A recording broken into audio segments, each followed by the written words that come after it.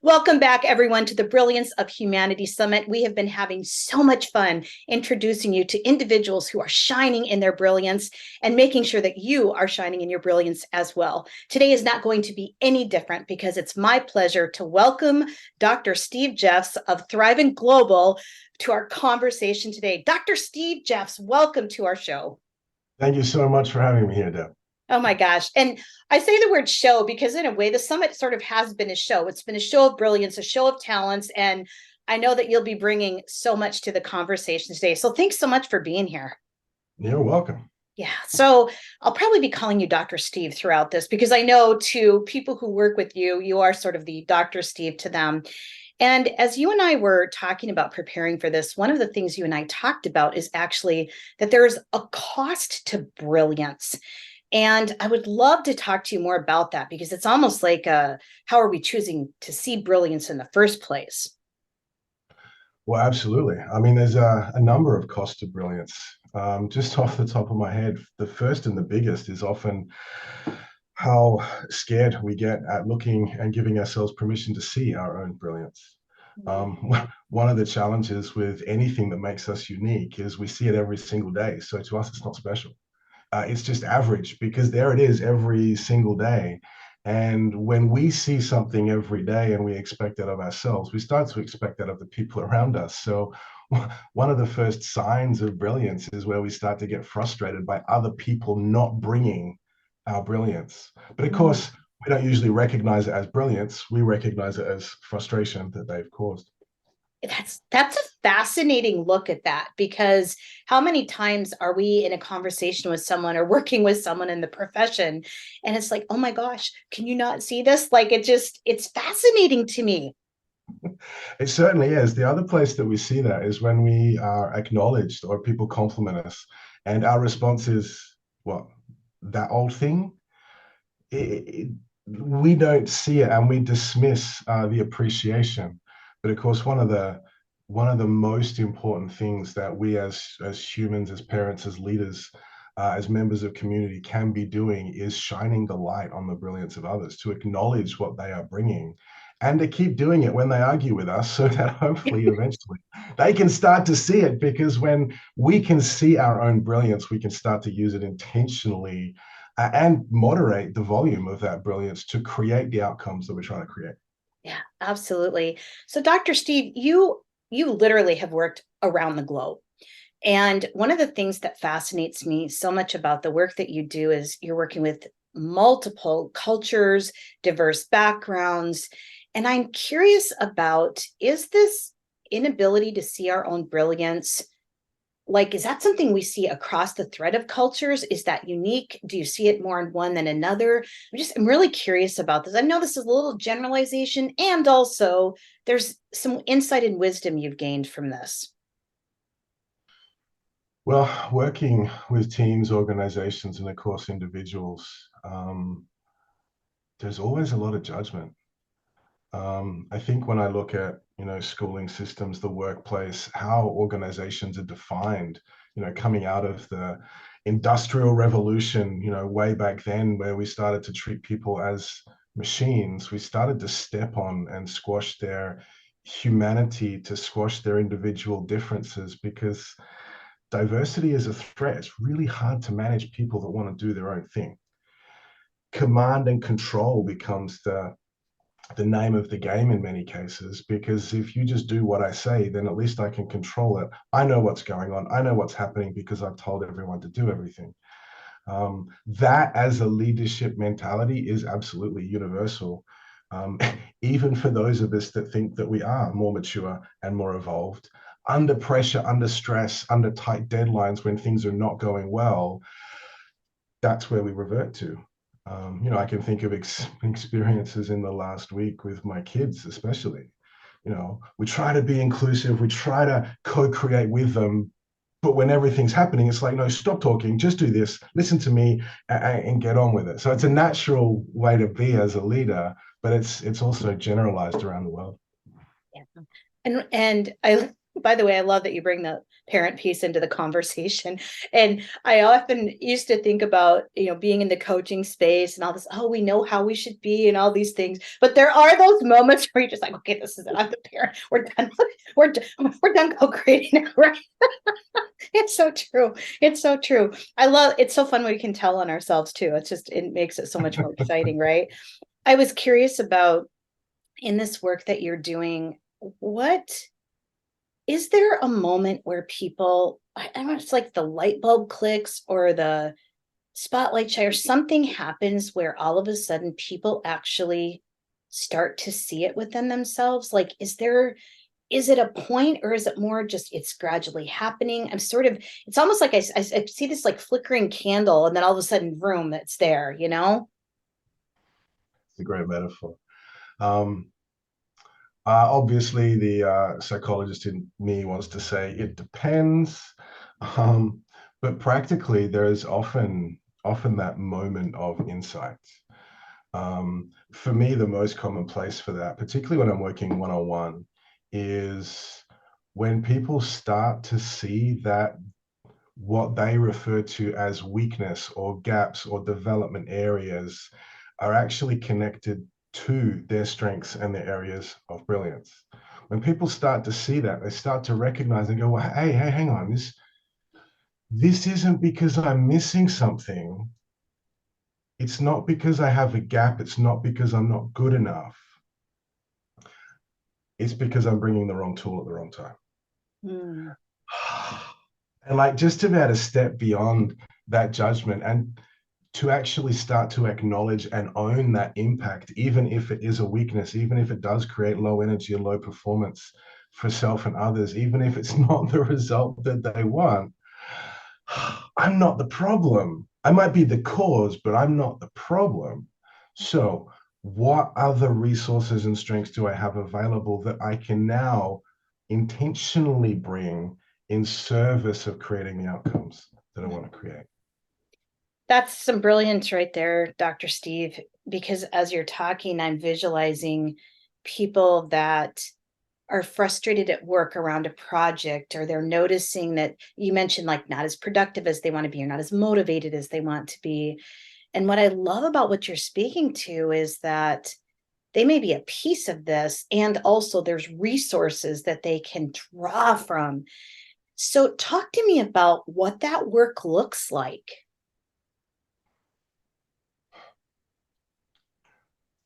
It starts at the individual level. I do a lot of work with entire organizational systems, but functionally, what's really important to recognize is that an organizational system is made up of individuals and their relationships with themselves as well as the relationships with others. It's a balance, but it's also the dynamic of how we interact with the people around us. And so if I'm in a place of judgment of myself, I'm going to bring that judgment into my relationships. I'm going to start to seed, create, and reinforce toxicity in the environment around me. Not intentionally, but it happens. Because if I'm bringing judgment, well, you're going to feel judgment. And now we're both going to start responding to judgment. And now we start to reinforce and amplify these toxic kind of mindsets. So when we start with individuals and we help people to recognize exactly what we just spoke to, that they are not to blame, there is nothing to judge, there is this piece of awesomeness that they're bringing, and they're naturally trying to bring their brilliance into the world because that's how they've been created. Um, it's just that the way that they've been doing it doesn't match the situation. Oh, I used the wrong key on the lock. Let me try another one. Mm. That sort of metaphor starts to show up. And now, as you can notice, that individual has let go of their judgment, they've let go of their blame. Now, when they show up in relationships, they can be more appreciatively curious. They can see the brilliance of others. They're not threatened by diversity or difference. That changes the relational dynamic. And when you picture that, pockets of that all the way across an organization, a community, a town, a nation, that's where we get organizational change. But it's inside out and it's emergent, focused on how do we bring out the brilliance in self so that we can then amplify the brilliance of those around us. And in doing this work, really bring out the best in humanity. Like, this is this whole thing, right? Like, this is the way bigger conversation. And I'm wondering, like, how do we really get started with this? Like, this is it's a big topic that can work if we choose to do it. Yeah. So I'm curious about how do we really get people to a place where they want to really step into this and really learn more?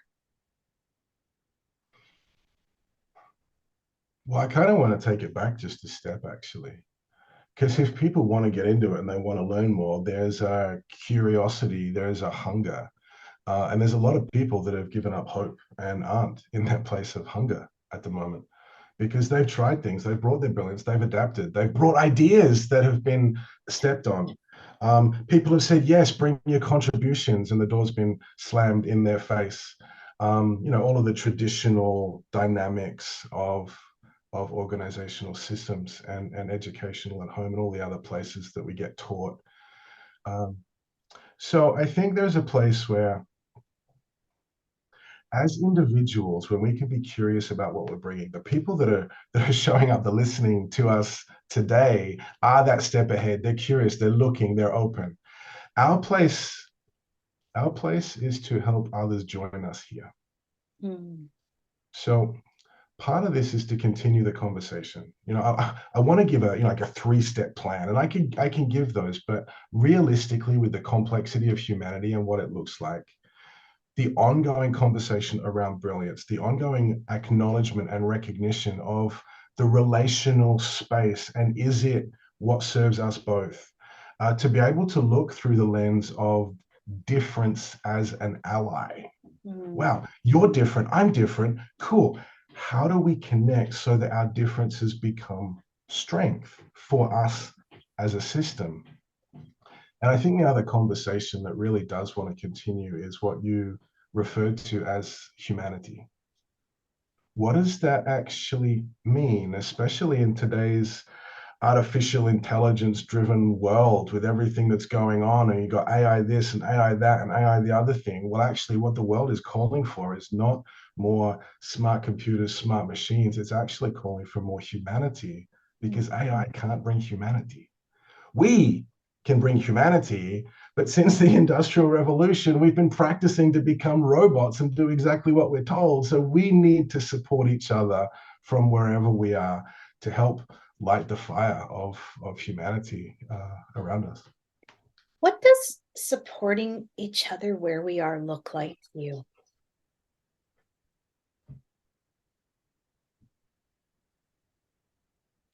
So one of the skills that we teach is one of appreciative curiosity.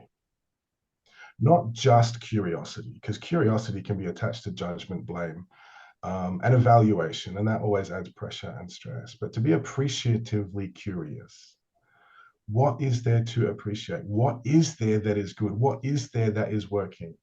To look through that lens and to practice that, that I think is a powerful foundation for these sorts of conversations.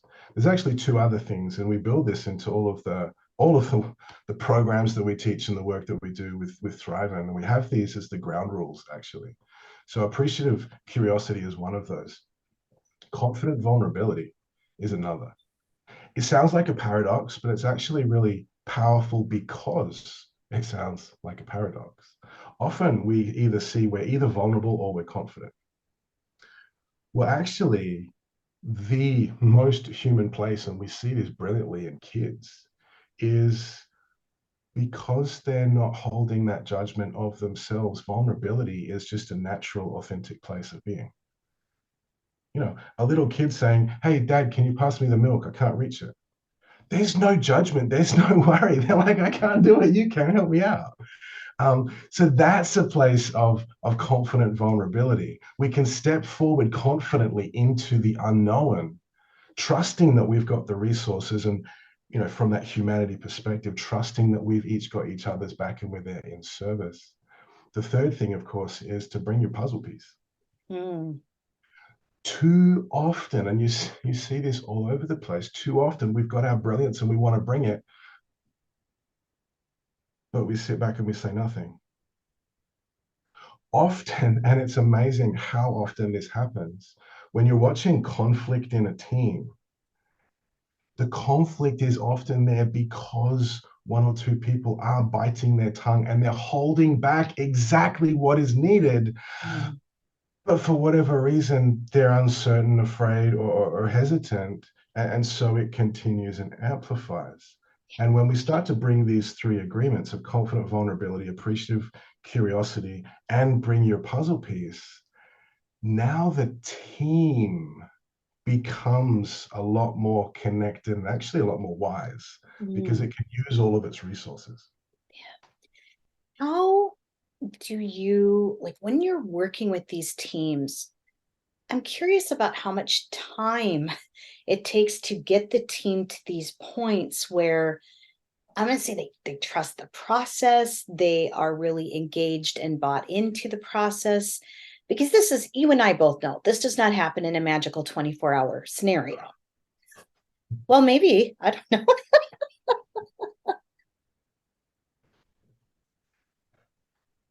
It can, it often doesn't.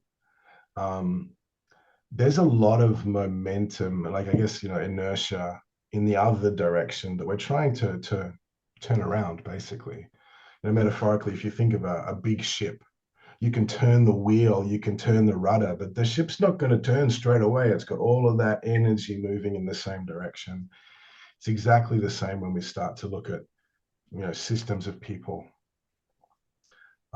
The other thing that's important here when we're talking systemic change is nothing likes to be changed from the outside.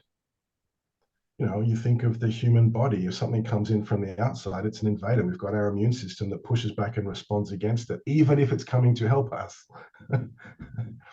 Same in, relational systems. So I want to give two answers to this. I think planting the seeds can happen really quickly in single conversations, in 90-minute, interactive, engaging workshop blocks that, can be done virtually these days, with hundreds of people, that can be profound and inspiring and start to invite that mindset change that we spoke to step out of that place of judgment. That can absolutely happen really quick. And it happens best in my experience when we're working with individuals in a group setting. Hmm. Not working with teams, because teams are much more complex, but working with individuals in a group setting where I Mm. can learn about me and you witness me learning about me. You also learn about me, but I witness you learning about you and you're learning about, and like, there's that shared experience dynamic. And because it's not focused on us, there's no threat. Because I'm focused on me, you're focused on you.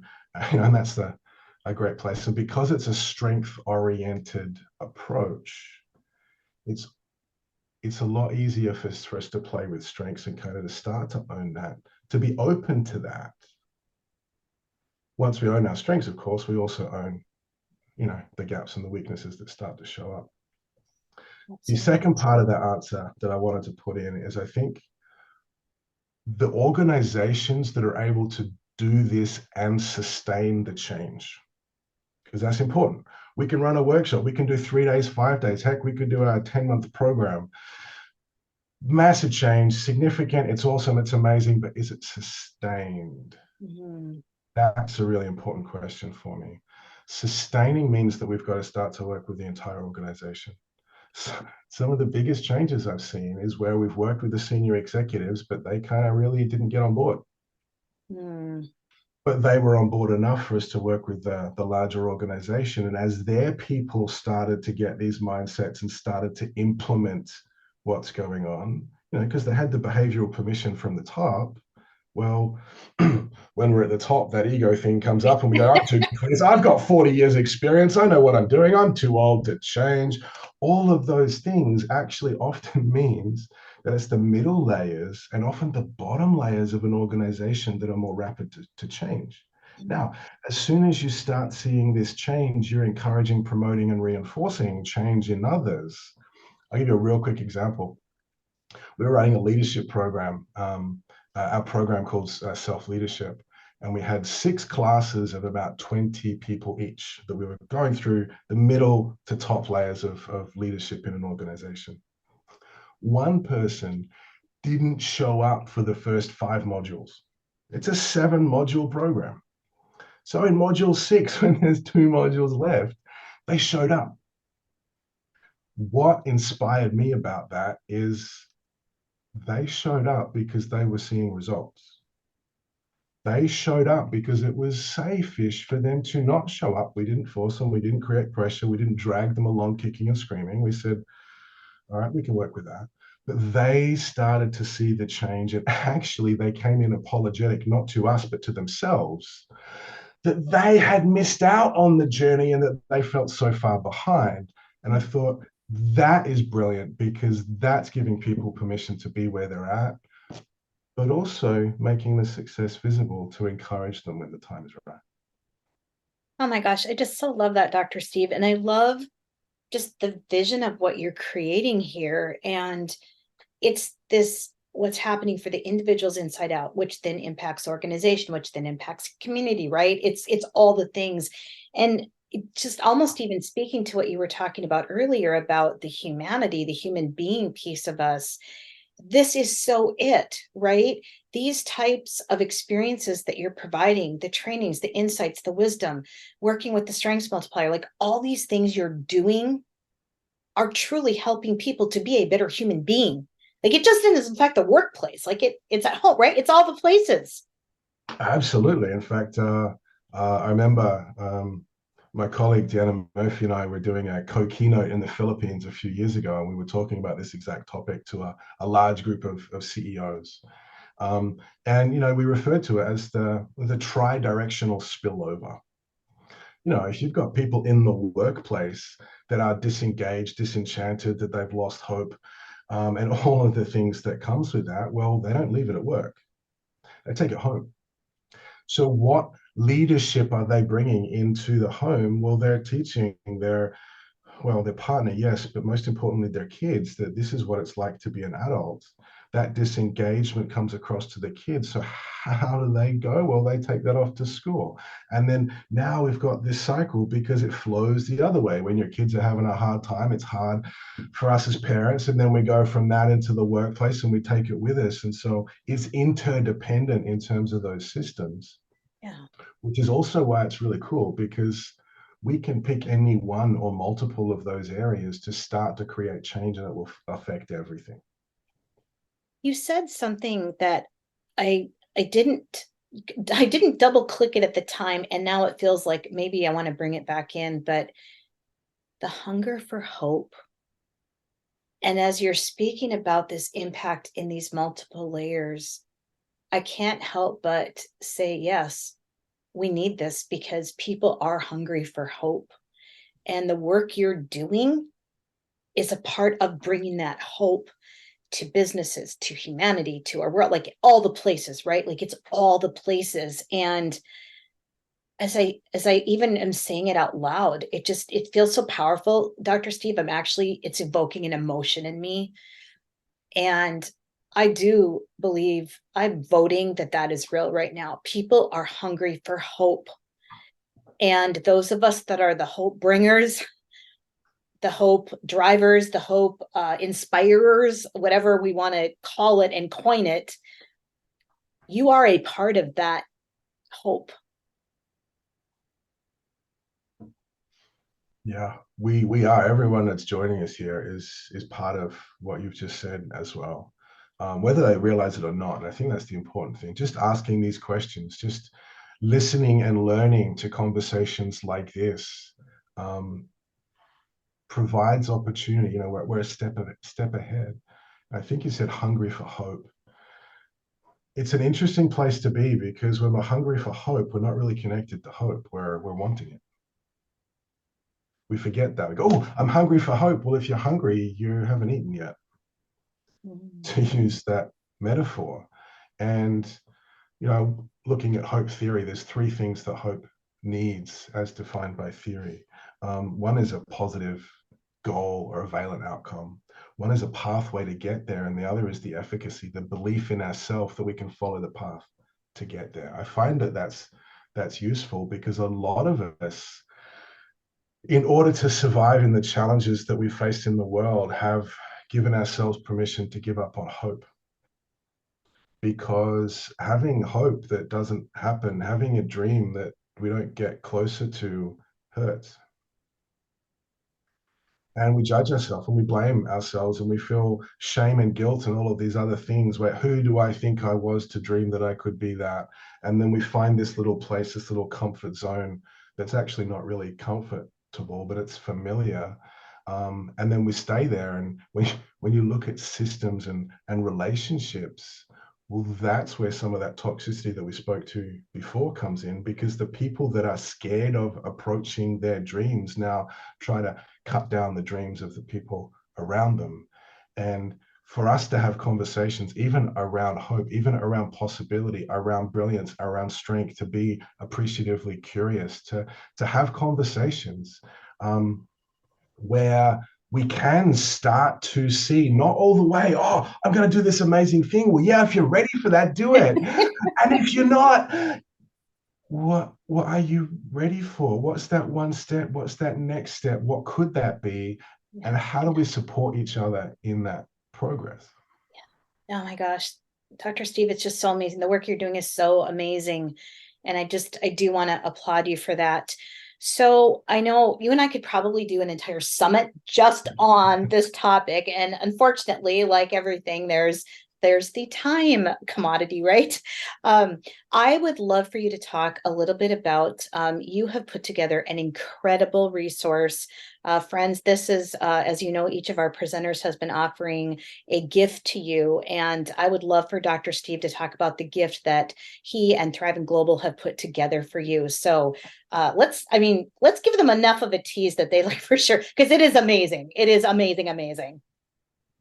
I'm really excited because this is in beta phase testing, which means that, as you come onto the platform that we'll give you access to, you're going to be one of the first on the planet to access what's going on. That's really exciting. It is also important to recognize that you're appreciatively curious. We want your feedback. We don't want you getting stuck in judgment. One of the things that we've been speaking about, as you said, that hunger for hope, particularly in the context of today's world, where coaching workshops, large-scale programs are not available to everyone all of the time. And in fact, most of the people on the planet don't have access to things like that. So we're in the process, and we're going to give you access to a platform that we are creating. This is the Thrivin platform, and it does some really, really cool things. The premise of this is, how can we support people in having meaningful careers, to choose the direction, to empower them to drive the direction of the career, but also to fill in the development gaps. There's a couple of things in this. One, you're going to be able to upload your CV and get the skills and experience that you have. From that, the skills and experience, you get to select the next role that you want. We're going to tell you the roles that match your skill set. You get to choose the one that really excites you. That becomes the goal. The platform will then recommend specific programs for you to close the gap to fill those skills. I'm excited by this because this is scalable.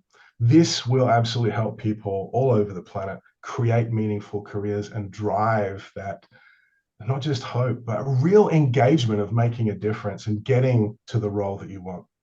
The other thing we're going to give you access to is the StrengthsMultiplier Top 7 report. This is a strengths report that Deanna, who I mentioned before, and myself have co-created. What excites me about this, especially in the topic that we're speaking to today, is it'll give you your strengths, your top 7 strengths, their contributions. It will also tell you what those strengths need to be at their best. What are the ingredients that allow them to flourish?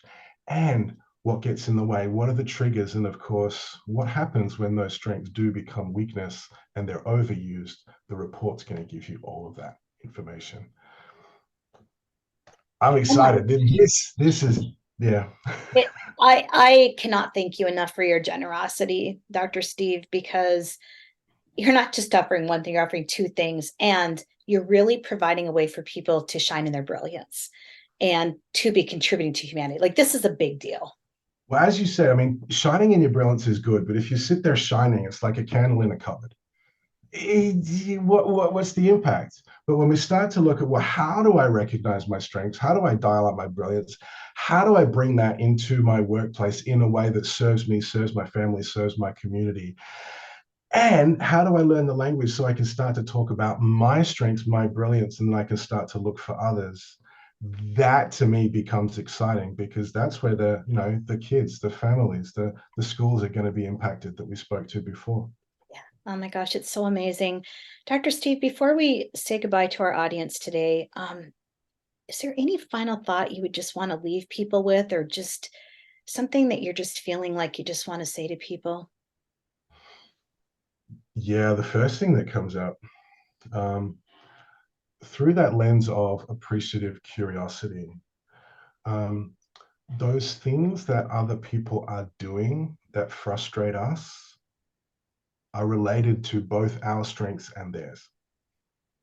Usually because their strengths are in our blind spot. And so the last thing that I want to point people to, as I guess as a parting tip or gift here, is when someone's frustrating you, look at them through the lens of what strength is that? What is the gift that they are trying to bring, and how are they trying to serve what we are doing together? That mindset is transformational, because it helps me get out of my frustration and my judgment of them and myself. It also helps us to come together and allows me opportunity to start to go, well, if that's what they're trying, what do I have that can support us? And that can create a lot of the connection that the frustration erodes. Oh my gosh, so beautifully said. And what a great place to look. And by the way, I love this reframe around curiosity too. Like, it takes it to a whole nother level, right? Like, there's a whole nother piece, and it just points us to a whole nother place of depth, growth, all the things, right? Dr. Steve Jeffs, thank you so much for joining us. This has been phenomenal. What an incredible conversation. Thank you so much. I've really enjoyed it. And I look forward to hearing some of the stories that come back from all of the audience and how they're applying their insights from our conversation, but also all the others that you're having with other people. Yeah, yeah. And Dr. Steve, what I hear in that, like, this is an invitation to keep the conversation going. I kind of like this, like, don't be a stranger. Definitely your follow-up email, you have all the links to be able to get Dr. Steve's incredible gifts, and also to keep that conversation going with him and the amazing work he's doing in the world. Dr. Steve Jeffs, Thrivin Global, thanks so much for being here. Thanks very much, Deb. And thanks to all of you for being a part of our Brilliance of Humanity Summit. So much more to come, friends. Take good care of yourselves, and we'll see you for the next conversation.